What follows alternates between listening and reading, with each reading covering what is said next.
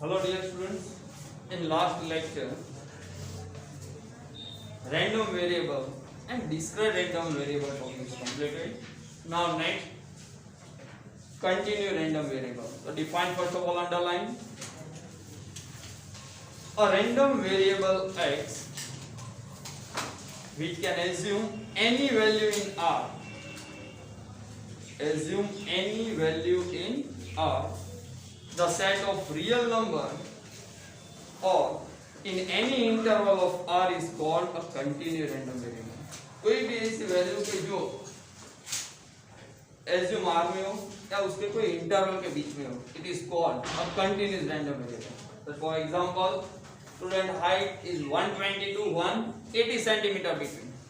This is example of continuous random variable. For example, the actual amount of coffee in coffee mug having a capacity of 250 milliliter. तो cup है जो coffee cup उसमें 250 millilitre coffee आती है, उसके inter value हो गई 0 and maximum 250.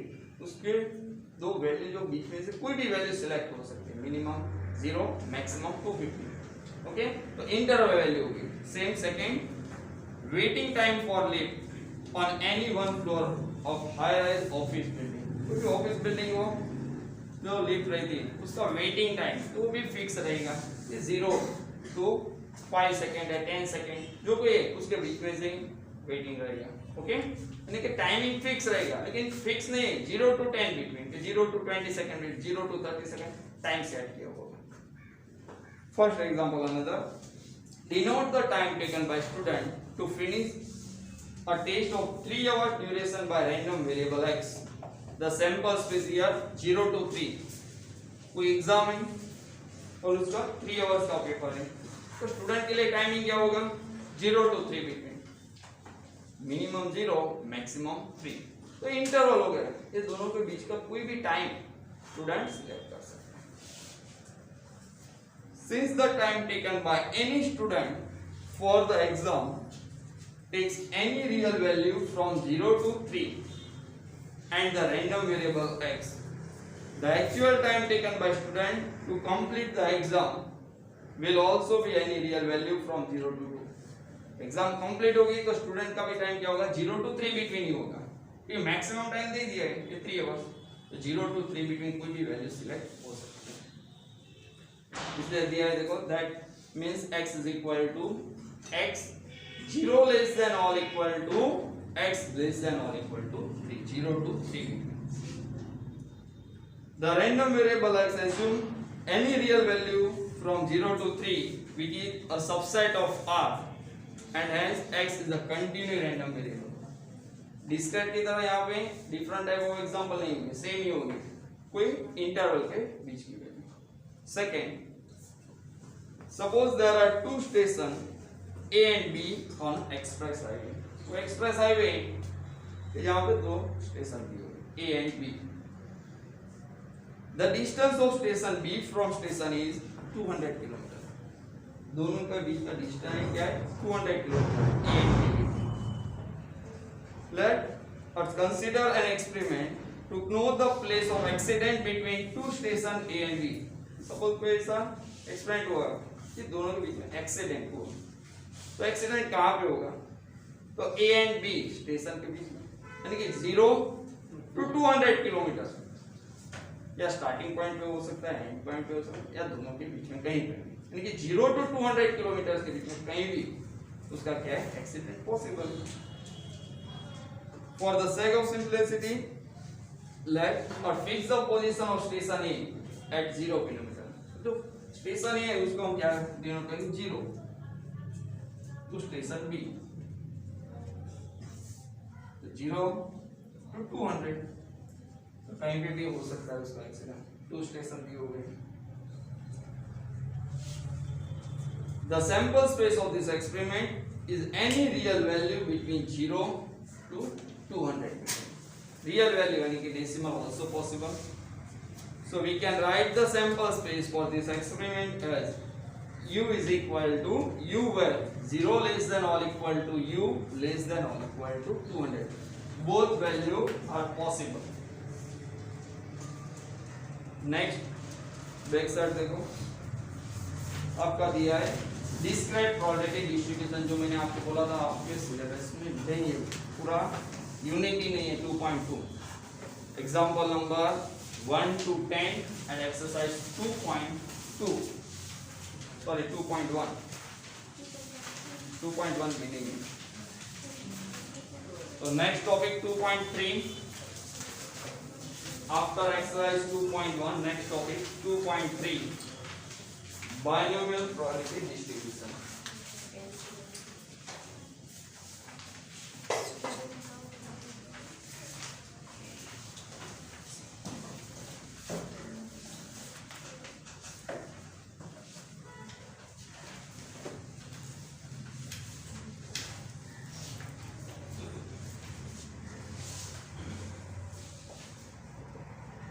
तो आपके एग्जाम के लिए इम्पोर्टेंट रहेगा थियरी एंड प्रैक्टिकल, सब दोनों के लिए ध्यान रखना है. तो आपको पता है दो वर्ड्स, कोई भी चीज हो, सपोज हम कॉइन टॉस करें, हमने ऐसा सोचा कि कॉइन टॉस करेंगे और आंसर क्या आएगा, हेड.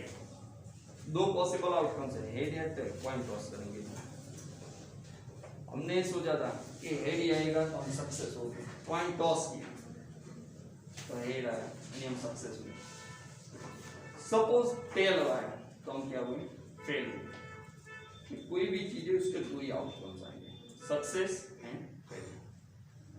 तो वो सक्सेस होगा या तो फिर फेल होगा. बस बायनोमियल प्रोबेबिलिटी डिस्ट्रीब्यूशन ये दो चीज पे डिपेंड है, success and fail.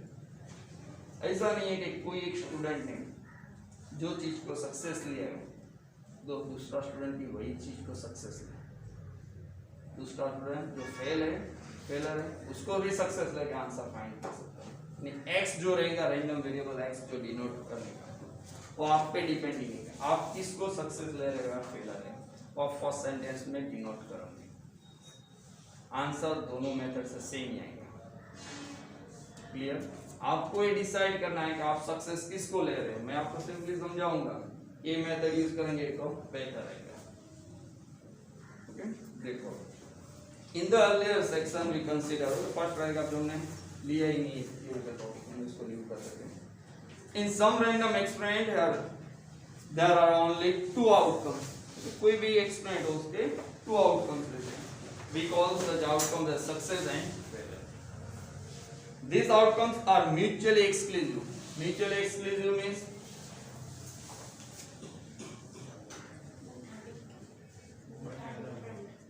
intersection. Both are in what? Different. Wrong.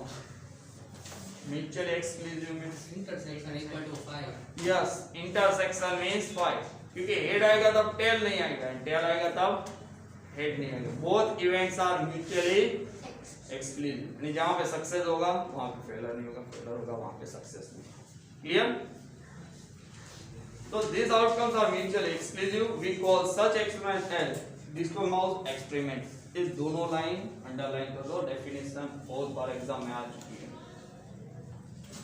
In some random experiments there are only two outcomes, success and failure, and these outcomes are mutually exclusive. It is denoted by or it is called by, जो भी words आपको use करना है, disco mouse experiment. आपको थोड़े बहुत example दिए इसके लिए.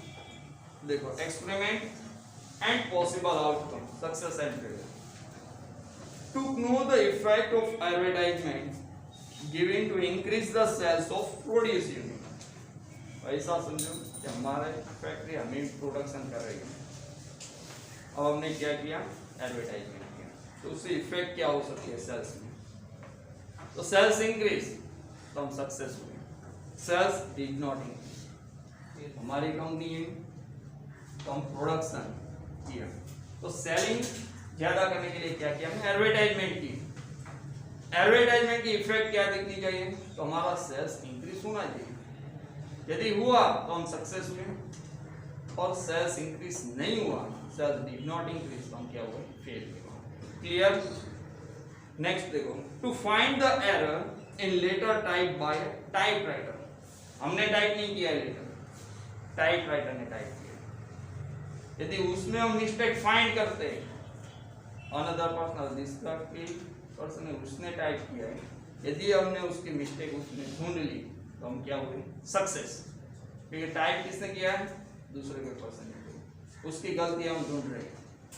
यदि हमने गलती ढूंढ ली तो हम क्या हुए? सक्सेस हुए। यदि उसकी मिस्टेक नहीं है तो हम क्या हुए? फेल। तो देखो, एरर ऑब्जर्व तो सक्सेस, एरर नॉट ऑब्जर्व तो क्या हुए? ये दूसरे कोई पर्सन, दूसरे कोई व्यक्ति ने टाइप किया है, उसकी गलती हम ढूंढ रहे थे। यदि गलती हमने ढूंढ ली तो हम सक्सेस हुए, नहीं मिली तो fail. Third, to know the effect of drugs on blood pressure given to the patient of high blood pressure. कोई पेशेंट है जिसका हाई ब्लड प्रेशर है, उसको मेडिसिन दी, यदि ब्लड प्रेशर कंट्रोल में आ गया तो सक्सेस, कंट्रोल में नहीं आया तो फेल। ब्लड प्रेशर डिक्रीज यानी कि कंट्रोल में आ गया तो क्या हुए? हम success. Blood pressure did not decrease, उसमें कोई चेंजेस नहीं आया तो हम क्या हुए? फेल। यानी जो मेडिसिन दी उसको सुनी नहीं। Next, to inspect the whether produced item is defective. Factory है, उसमें आइटम प्रोड्यूस किए हैं हमने, उसका तो लॉट बहुत ज्यादा होगा। सपोज हम ऐसा समझे 1000 आइटम है लॉट में, अब 1000 आइटम में हमने डिफेक्टिव आइटम ढूंढ ली तो क्या हुए? हम सक्सेस।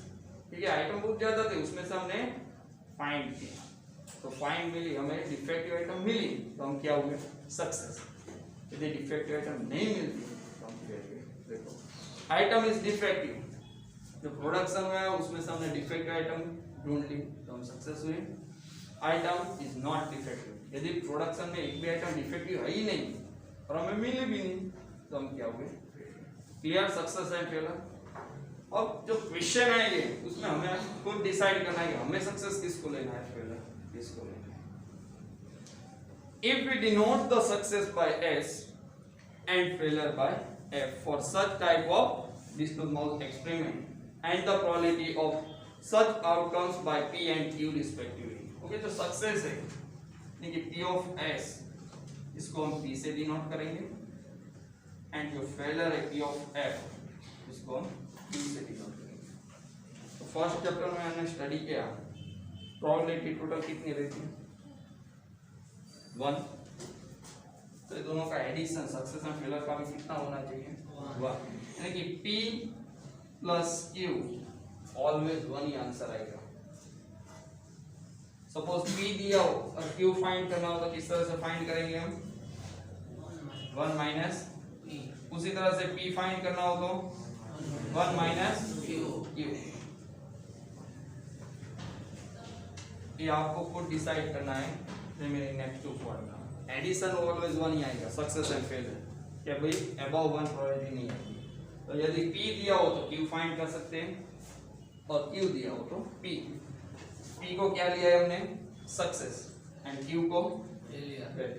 ध्यान रखना है P और Q क्या है, ये वो सब में इंपॉर्टेंट रहेगी। आप इसको P लेते हो, आपको फर्स्ट सेंटेंस राइट करना होगा। Next, since there are only 2 outcomes of such an experiment and both are mutually exclusive, we have P plus Q is equal to 1 and hence Q is equal to 1 minus P. If it is possible to repeat such a dichotomous random experiment n times and each repetition is done under the identical condition, जो हमारे outcomes है same identical condition में same time में यदि repeat होते हैं, then the probability of success remain constant. Underline success जो P है वो आंसर क्या रहेगा? कांस्टेंट वही रहेगा, उसमें कोई चेंजेस नहीं आएगा। P is constant in each trial. We call such experiment as Bernoulli trials. Underline another definition Bernoulli trials की भी डेफिनेशन बहुत बार शॉर्ट क्वेश्चन में आ चुकी है। क्या बोला? जो हमारा सक्सेस एंड फेलियर इसमें जो एक्सपेरिमेंट है वो ऑलवेज क्या रहेंगे? वही रहेंगे, सक्सेस एंड फेलियर। और जो हमारे सक्सेस की प्रोबेबिलिटी P है, ईच एंड एवरी ट्रायल्स में क्या रहेगी? Constant, same condition, same time, same identical condition में आंसर जो है success P each and every trial में क्या रहेगी? Constant. It is called a Bernoulli trial. Success में कोई चेंजेस नहीं आएगा, आप same identical condition same time में कितनी भी बार रिपीटिशन करो सक्सेस का आंसर है सीधे okay its actual definition can be given as follow उसकी definition भी दी है नीचे suppose this small random experiment has two outcomes success and failure okay ये definition दे राइट का success and failure के two ही outcomes होंगे if this experiment is repeated n times under identical condition वो experiment आप कितनी भी बार रिपीटेशन करो लेकिन सेम आइडेंटिकल कंडीशन पी की आइडेंटिकल कंडीशन होनी चाहिए टाइम भी सेम टाइम पीरियड होना चाहिए and the probability of P of getting a success at each trial is constant and success की जो प्रोबेबिलिटी है ये ईच एंड एवरी टाइम्स क्या रहेगी सेम कांस्टेंट आंसर दिया है 0 to 1 बिटवीन मैंने बोला ना p plus q1 है तो p का मैक्सिमम आंसर 1 आ सकता है मिनिमम 0 यानी कि 0 to 1 बिटवीन ये सक्सेस का आंसर है क्या होगा then such trial are called Bernoulli trial ध्यान रखो उसकी प्रॉपर्टीज है 2 मार्क्स 3 मार्क्स में आ चुकी है बोलता जो डेफिनेशन है वही तीन जो पॉइंट है वही तीन पॉइंट यहां पे दिए हुए हैं यदि डेफिनेशन जिसको आएगी वो प्रॉपर्टीज इजीली राइट करेंगे देखो first point the probability of getting a success at each Bernoulli trial remain constant. Underline getting success at each trial constant. जो हमने वर्ड्स उसमें यूज किया था each and every trial probability of success is constant. Second, Bernoulli trials are mutually independent. Underline mutually independent. कोई एक दूसरे पे depending नहीं होगी सक्सेस आए तो फिर फेलर आए फिर सक्सेस ऐसा नहीं रहेगा म्यूचुअली इंडिपेंडेंट कोई भी आंसर पॉसिबल है That means getting success or failure at any trial does not depend on getting success or failure at the previous trial. कोई भी previous trial हमने किया हो उस पर डिपेंडिंग नहीं होगा फर्स्ट टाइम कॉइन टॉस किया आंसर राइट है यानी नेक्स्ट टाइम आप टेल आएगा ऐसा नहीं not a depending independent okay कोई भी आंसर पॉसिबल है and third success and failure are mutually exclusive and exhaustive and underline mutually exclusive and exhaustive and A intersection be always phi and A union be always 1 okay A हो गया हमारा means P B means Q and total answer 1 exhaustive means always U means 1 answer okay and mutually exclusive means intersection phi means null set 0 answer A is one property for Bernoulli trials next topic है binomial probability distribution जो एक single एक formula आपके पूरे chapter में आएगी binomial probability distribution की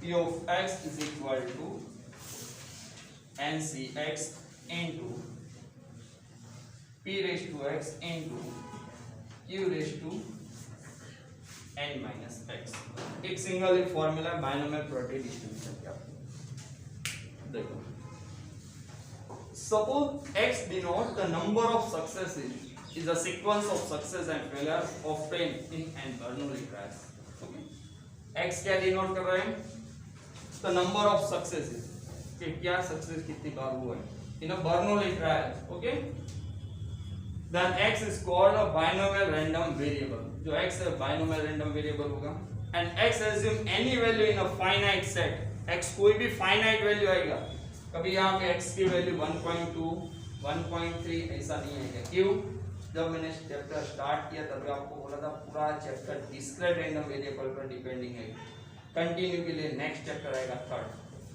clear नहीं यहाँ पे कभी भी x की वैल्यू 1.2 1.5 2.8 ऐसा नहीं आएगा ओनली फॉर फाइनाइट वैल्यू आएगी 0 to infinity कोई भी वैल्यू लेकिन decimal not possible for second chapter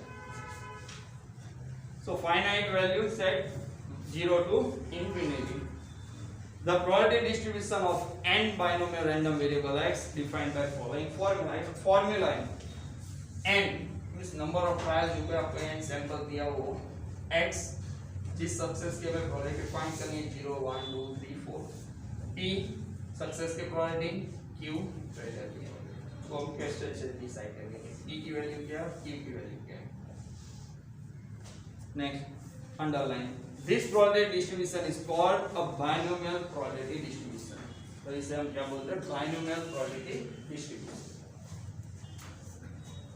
उसमें नॉट देखो, नॉट में लास्ट सेंटेंस अंडरलाइन कर दो, एक अनदर फॉर्मूला जो दो क्वेश्चन में आपको यूज करनी होगी। नॉट के अंदर expected frequency of number of successes, expected frequency of number of successes in capital N repetition is equal to capital N into P of X.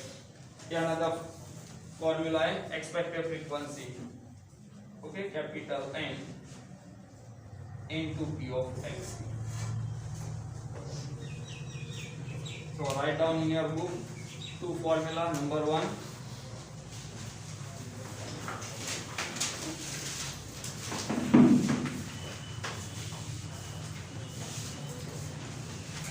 first formula, binomial probability distribution. Binomial probability distribution.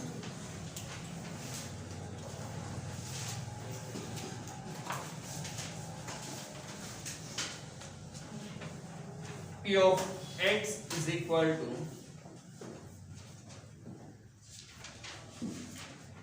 NCX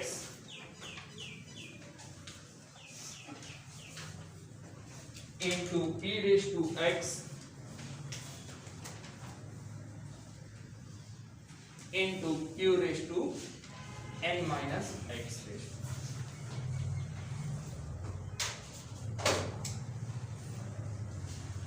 Number two,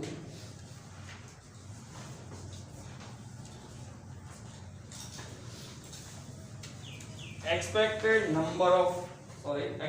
frequency of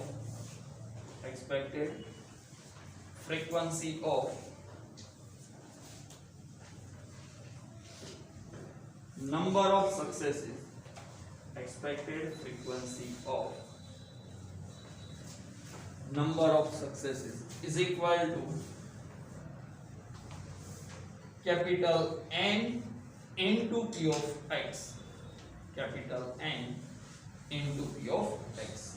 Okay, ये दो formula है। Next, properties of binomial distribution.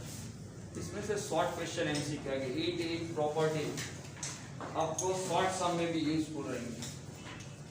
Properties नहीं पता होगी तो आप सम में answer find नहीं कर सकते, ध्यान रखना। अगर रेट ऑफ प्रॉपर्टीज है तो एमसी के शॉर्ट क्वेश्चन में मैक्सिमम टाइम था। फर्स्ट प्रॉपर्टीज देखो, binomial distribution is a discrete distribution, underline discrete type of distribution. First point.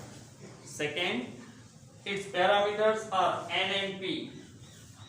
Question में आपको बोला होगा find the parameters, तो find the parameters यानी आपको पता होना चाहिए कि parameters में n and p, ये दो ही चीज आपको फाइंड करनी है। Next, the mean of distribution is np. mean को क्या डिनोट करते हैं, np. we denote average and expected number of successes. words underline average and expected. Question में ऐसा भी बोला होगा find the average और find the expected, तभी आपको क्या फाइंड करना है, np यानी कि मीन फाइंड करना है। ये क्या दो क्वेश्चन ऐसे है कि जिसमें लिखा होगा फाइंड द एक्सपेक्टेड और एवरेज वर्ड, बाकी सब में क्लियरली दिया होगा कि फाइंड द मीन, ने आपको पता है कि n and p फाइंड करना है, दोनों का मल्टीप्लिकेशन। बट कभी क्वेश्चन में एक्सपेक्टेड और एवरेज वर्ड्स दिया हो तभी भी आपको मीन ही फाइंड करना है।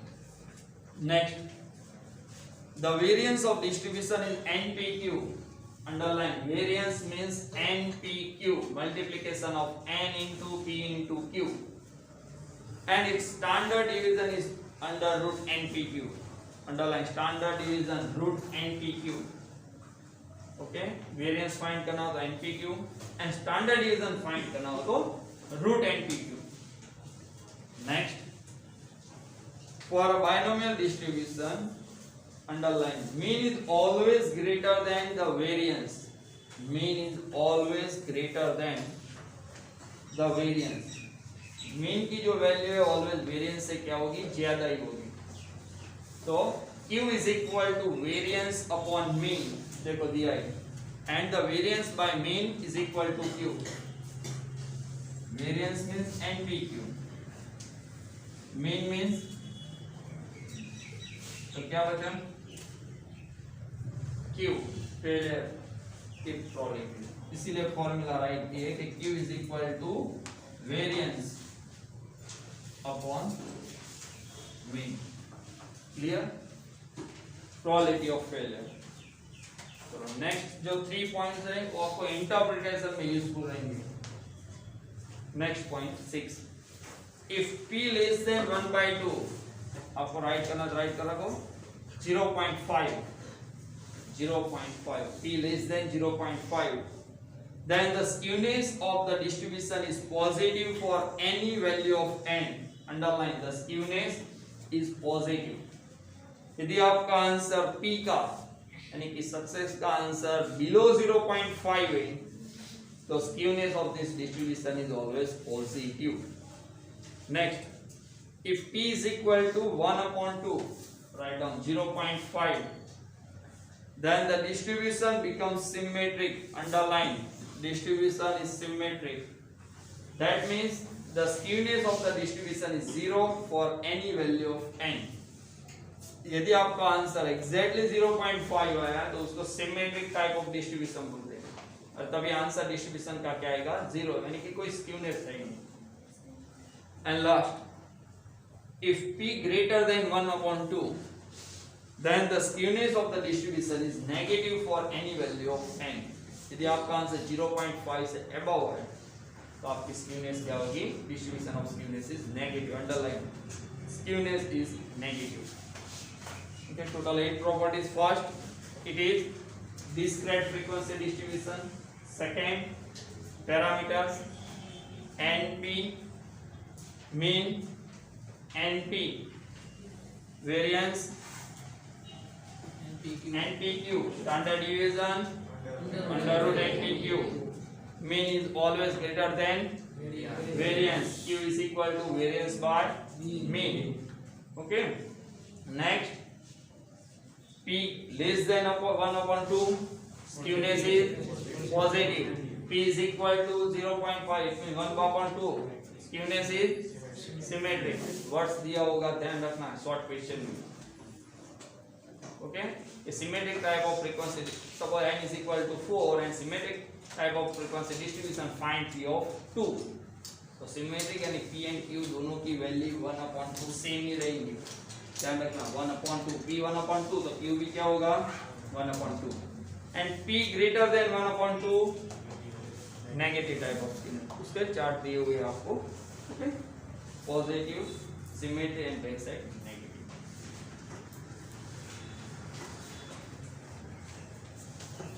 देखो नेक्स्ट इलस्ट्रेशन नंबर 11।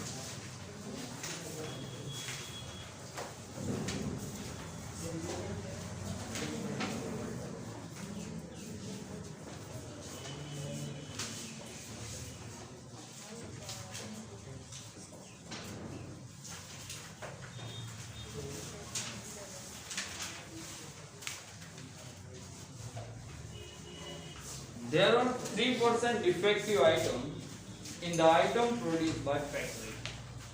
कोई फैक्ट्री है उसमें 3% defective item produced, underline defective item, words underline defective item। 4 items are selected at random from the item produced। 4 items selected, it means small n is given 4। What is the probability that there will not be any defective item? Words underline not be any defective item। तुमने दो जगह पर underline करवाई, first defective item, second not any defective item। both are similar words, opposite। opposite तो opposite words जब हो, मैं P और Q डिसाइड करने की बात कर रहा हूँ, किस तरह से आप करेंगे तो कभी आंसर में दिक्कत नहीं आएगी डिसाइड करने। बोथ अपोजिट वर्ड्स, तो जो सेकंड सेंटेंस रहेगा उसको हम क्या सक्सेस लेंगे, P सक्सेस लेंगे। टेक्स्ट बुक वाले ने जो डिफेक्टिव है उसको सक्सेस लिया है, देखो P इज इक्वल टू 3/100, 0.03। मैं आपको क्या समझा रहा हूँ, बोथ वर्ड्स अपोजिट है, तो जो सेकेंड सेंटेंस है उसको सक्सेस लगेगा। Any item not defective, not defective है उसको हम सक्सेस लगेगा, तो भी आंसर आएगा। ओके, तो first sentence write down.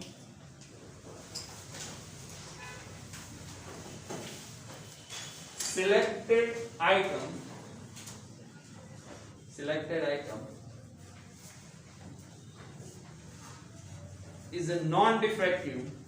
Selected item is non-defective. Is considered as success. Considered as success.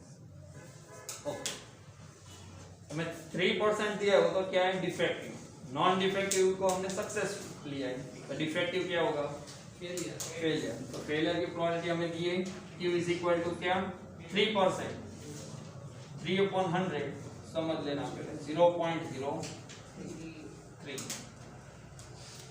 Then P find करेंगे इससे, तो formula for P 1 minus Q, और Q फाइंड करना तो 1 minus P, तो 1 minus 0.03 0.97। n आपको क्वेश्चन में दिया हुआ था, 4 आइटम इज रैंडमली सिलेक्टेड। अब मैं फॉर्मूला राइट कर रहा हूं, P of x is equal to NCx into P raised to x into Q raised to n minus x। अब हमें सिर्फ x डिसाइड करना है, x इस तरह से डिसाइड होगा हमारे सक्सेस से। सक्सेस क्या लिया नॉन डिफेक्टिव, आपको आंसर भी क्या बोला है फाइंड करने का नॉन डिफेक्टिव। तो एक भी आइटम डिफेक्टिव ना हो तो x क्या लेना पड़ेगा 0 लेंगे तो क्या हो जाएगा ऑल आइटम आर डिफेक्टिव। अब टेक्स्ट बुक में मेथड मत देखो, टेक्स्ट बुक में डिफेक्टिव को ही लिया है, तो 0 कब सिलेक्ट किए गए नॉन डिफेक्टिव। यहाँ पे तो ऑल आइटम हमें सक्सेस क्या लिया है नॉन डिफेक्टिव, यानी कि x 4 लेंगे तो all item are non defective. Textbook वाले ने p किसको लिया है डिफेक्टिव, डिफेक्टिव को p लिया है, यानी उसको डिफेक्टिव आइटम 0 लेंगे तभी उसका अपोजिट वर्ड्स क्या होगा उसके लिए all 4 item are non defective. हमने नॉन डिफेक्टिव को ही सक्सेस लिया है, यानी कि x क्या होगा हमारा 4 जितने आइटम है सभी की सभी आइटम क्या है नॉन डिफेक्टिव, तो यहाँ पे x क्या होगा 4। p is equal to 4, p of 4 is equal to 4c4, value of p 0.97 raised to x 4, q 0.03 4 minus 4। Okay, in 11th standard permutation combination में स्टडी किया है Pascal triangle. 4c4 answer 1। Okay, using calcium 0.97 raise to 4, तो क्या करेंगे 4 times multiply, तो 0.97 into 3 times is equal to 0.4 digit 0.852 check 53 4 5 digit देखना above 5 नहीं है ना, तो 3 885। किस तरह से शॉर्टकट मेथड में फाइंड करेंगे 0.97 into 3 times is equal to किस है जितने रेस्ट हो उससे कम। नेक्स्ट 0.03 4 minus 4 यानी 0 रेस्ट मींस आंसर 0 ना 1 any digit raised to 0 answer 1 and 1 into 0.8885